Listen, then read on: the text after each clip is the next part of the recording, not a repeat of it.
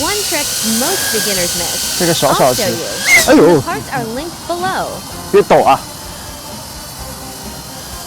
这个小小旗65毫米，小飞机，降落，降落，降落。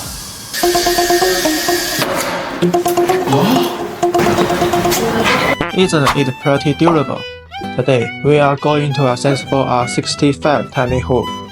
Here are the parts we will be using. Now let's get started with the assembly. Step 1. Solder the camera to the flight controller. Step 2. Mount the motor on the frame using screws. Step 3. Screw the flight controller to the frame with screws. For our builds, the motor wires can be directly plugged into the flight controller. Make sure the motor wires are routed underneath the whoop frame. Step 4. Attach the propeller directly to the motors. Take note that our propellers are configured for reverse spin, so you will need to turn on motor reverse in the settings. When bending, ensure your radio controller's refresh rate is set to 250 Hz, and you are good to go.